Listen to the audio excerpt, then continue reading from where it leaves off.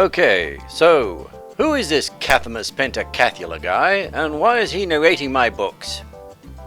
Yes, who am I? I'm in such a quandary. Oh, be quiet. You know who you are. I am not paying for therapy.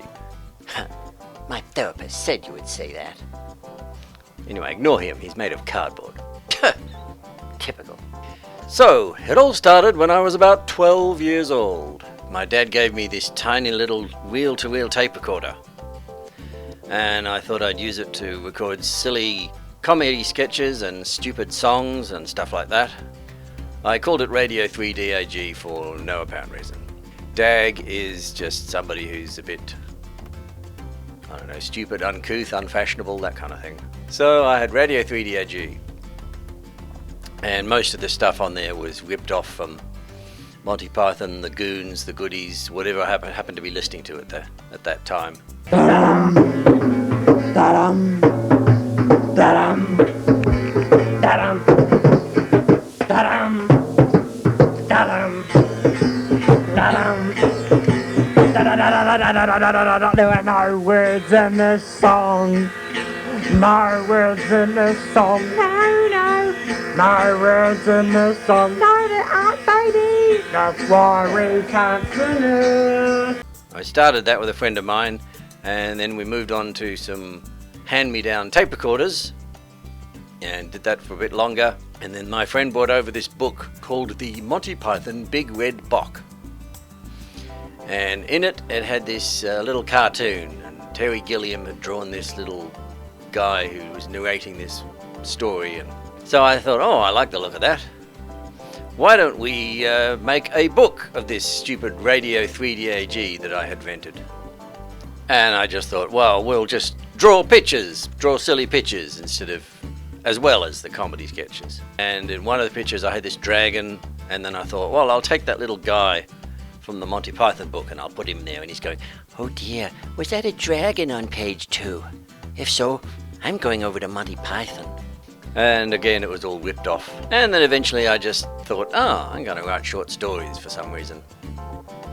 And I thought, I'll have a narrator for these short stories. Grown up watching children's television and going to the local library, and they have storytelling time, and somebody's sitting there going, oh, that wasn't very nice of that big fat caterpillar, was it, boys and girls? Narrating the story and then making these added comments. But in my case, with Cathumus, I don't know where the name Cathumus Pentacathula came from. Do you mind? The Pentacathulas are a famous family from where I come from. He comes from Dagland, which was something else I drew. It's a country in the shape of the word dag. So Cathumus comes from Dagland, and Radio 3 DAG is the national broadcaster and stupid stuff like that. I started writing these short stories, and Cathumus was the narrator. Now, from the bursting pen of Cathumus Pentacathula comes the saga of Zebus Nebus. Hello, my little strawberry cheesecake portions. For those of you who don't know me, if that's possible, my name's Cathumus Pentacathula, and I'm a funny little man that likes to tell stories to anyone that will listen. I'm gonna tell a story now. You listening? Good. If I ever get into this seriously, I better change that drawing to make it more my own, so now it looks like this. And these stories weren't very long. Sometimes his introduction would actually go on longer than the story, or about the same length. Like it'd be a one-page introduction and a one-page story. Then I decided I'd become a rock star. They say talk is cheap, cheaper when you listen. Talk can be expensive if it carries you away. And I had a band, and I thought, well, the Beatles have got a movie about themselves, and then they made another movie about themselves, so I can't let them get away with that. So I wrote a movie about my band and how we somehow ended up travelling into the future by accident. And then I wrote a sequel to that, and I thought, oh, I like this movie writing lark. The band's certainly going nowhere, so why don't I do something else? Wrote another film called That's Not an Alien, and another film called Mega World. I took most of the short stories that I'd written and somehow combined them all together into a book called Thunk, about these space aliens. And in the middle of this book, Cathumus talks all about his musical career. So this is where this little guy with his guitar came along. Even though Cathumus actually played the xylophone in the band he was in, Mother Huffaker's Independent Underpants. But we don't need to go into that too much. Hey, it was the highlight of my career. It was about the only light of your career. I started writing them as films, and I thought, well, it's just too difficult to just get a film made. You can't walk up to a TV studio and say, here, would you like to make my film? And the financing and all that stuff, and then negotiating the fee for the star actor who think, oh no, I need my own trailer. So I thought, well, I'll write books, and then when the book becomes a massive bestseller, then I'm just going to have to do the film my way.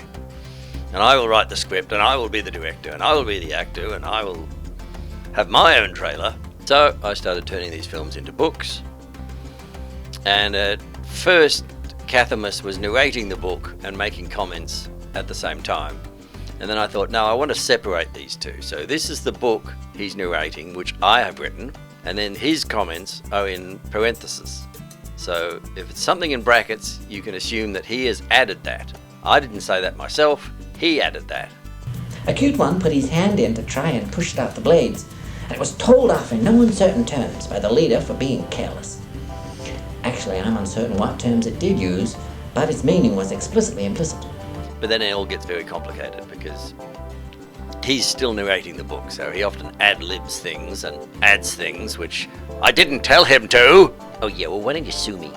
But it also meant that he could suddenly go off on a tangent. Every now and then Cathumus would say, well, he wasn't very nice, was he, boys and girls? But most of the time he'd just be saying, I wish I'd read this book before I agreed to narrate it. Read the book first, then negotiate the contract. Because I don't know what the hell is going on. so it was that sort of thing. And then I could suddenly go off on a tangent. I could be talking about the wardrobe of discontent and the pajamas of confusion and that kind of stuff. And then you're going along following the story, and then suddenly it goes off over here to some obscure metaphor. And then from there, it goes off over there to some obscure comment from Cathumus. And then it has an obscure reference to a television show or something. So it gives me a lot of opportunity to just go off and talk about anything, basically. It's not like, oh, I've got this wonderful joke about Get Smart. Oh, well, if I ever write a doctoral thesis on Get Smart, I can stick it there. He says, no, I'll sod that, I'll just stick it in anywhere. But then again, that's part of the book. You'll be sitting there reading this thing. He's driving to town, or he's on the bus or something. And then suddenly you're talking about something completely obscure. So it sort of throws you for left field. You don't want people to be sort of predicting what everything's coming and then sort of falling asleep. You want to be sort of, what? What was that reference to Pink Floyd? So there's Cathumus, and he loves to dress. He's got that Jimmy Page-styled suit just to make him look snazzy. Came up with this guy when I was 15. And I didn't look like that when I was 15. I wasn't a bald old man. Terry Gilliam drew the character as this bald old man.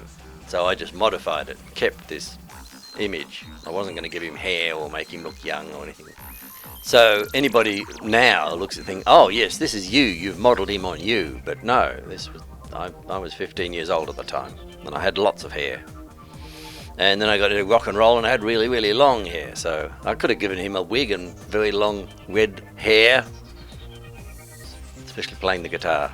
So now you know who this Cathumus guy is, and if you see him on the streets, keep a wide berth. You see what I have to, character assassination I have to put up with? I'm off to see my therapist.